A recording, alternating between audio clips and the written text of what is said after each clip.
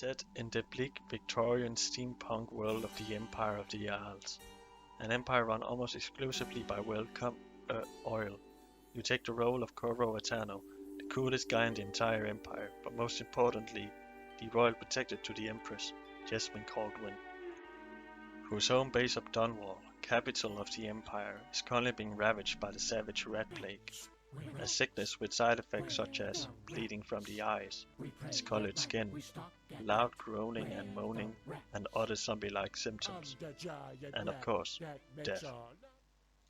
You return home from a long journey across the Empire, from a mission where you were reduced to nothing but a common e-beggar, trying to get whatever donation possible to help with the plague, but alas, you get none. Upon hearing the bad news, Jessamine fucking dies of disappointment. Just kidding, she gets yanked to death in full London fashion in front of you and her daughter Emily, who then gets taken back to Staffordshire.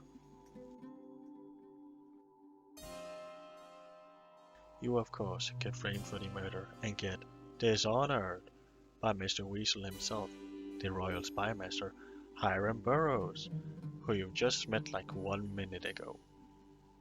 Now in jail, you escape with the help of a secret friend, in the form of a key to your cell alongside your meal.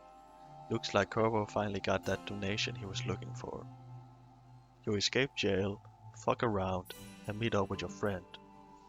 It's Samuel the boatman, an absolute bro, and he takes you back to his place, a rundown pub where you meet the rest of his gang called the Loyalists, a bunch of Empress stands who don't believe a word of what you're accused of, and who just wish to free their mans and to install the late Empress's daughter, Emily, to the throne.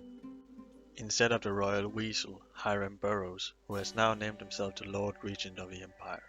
This is where you come in, to do all the dirty work in the form of sneaking and stabbing while they sit back and tell you what to do next, kind of like the government. And the rest of the story plays out exactly like you'd expect. Find out where Emily is, dispose of the weasel and his allies, put Emily on the throne, profit. The only surprise is that you wake up in a strange world called the Void on your first day out of jail, where you meet a floating Hot Topic employee looking as twink called the Outsider, who grants you magical powers cause stabbing and sneaking isn't fun enough in itself. The story of Dishonored is relatively weak and is only there to get you from point A to point B and allow you to do a lot of cool stuff on the way, including casting spells and hexes on every woman, man, and child you encounter if you so please. Where Dishonored excels is in its setting, world building, and gameplay. The city of Dunwall is a wonderfully dreadful place to explore, and has many secrets to uncover, and the game gives you the time and freedom to do this to your heart's content. Whether it's exploring alternative routes to your targets, raiding an entire apartment of all its belongings, or taking your time to read every book, note, or listen to all audiographs and conversations between NPCs to learn more about this weird, fascinating world. What's inside that mansion? Where does this route take me? What is the Abbey of the Everyman? What is the rest of the world like? Why does this twink keep talking to me? All these questions can be answered if you wish, and more. Or you can just go through the entire game without knowing what Appendicia is. But if this isn't to your taste, why not go sightseeing around Dunwall and take in all the breathtaking views? The sunset, the city skyline, a pile of corpses, or a beautiful, low-texture brick. Dishonored is far from a graphical powerhouse, but it has one of the most unique, well-realized art styles of any game out there. Everything it looks like is out of a Victorian era painting with some steampunk sprinkled onto it, and every NPC looks as if they just had their face painted on. I've booted the game up several times just to marvel at the world and art style, and take in all of its beauty, but also its ugliness. Every place, every face, and every item found has something to tell you about the world and the people who live in it. But that is all just the icing on this big, rat-infested cake. We haven't even gotten to the gameplay yet. Dunwall is a big, miserable playground, and you're given the tools by the game to make it even more miserable, and to eliminate your targets and enemies in numerous ways with different weapons and magic abilities. And all of these weapons and magic abilities can be combined in countless ways, opening up for so much creativity that there is an entire subgenre on YouTube of players trying to one-up each other in how much absolute mayhem they can cause, and how creative they can get with it. Dishonored's gameplay can be described as such: fuck around and find out, letting you the player decide how you play and interact with the world. Because who's to say only using that beautiful brick I was telling you about earlier instead of your weapons and magic is wrong? But it isn't all like the 1984 black metal band.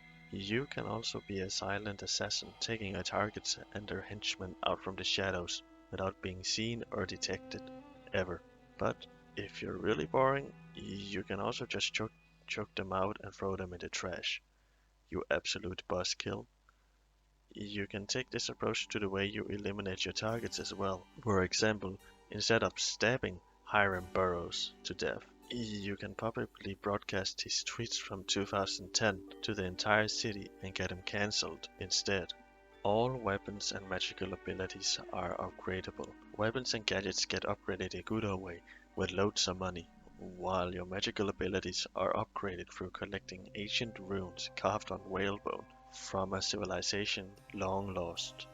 You won't be able to upgrade every single weapon and magic power, so you will have to decide beforehand what kind of playthrough you're going for, and if you value stealth over pure violence, or if you indeed want to fuck around and find out.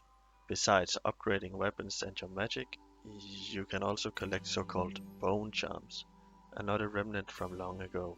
These give you special perks. They can, for example, grant you more health upon consuming health potions, but even better yet, one of them answers the age-old question you've been asking yourself this entire video: can I eat the rats? And the answer is yes. Now you finally can, to your heart's desires. But don't walk around thinking you're the only one who gets cool shit. Your enemies do as well, and some are practically identical to you. You got generic guard, generic guard with gun, generic guard with gun and grenade, tall boy, assassin gas mask dude with magic powers, Prince Philip, generic guard. The possibilities are endless, and so are your ways to play this masterpiece. So buy it, play it, and enjoy it before you find yourself in the middle of a plague as well. Wait,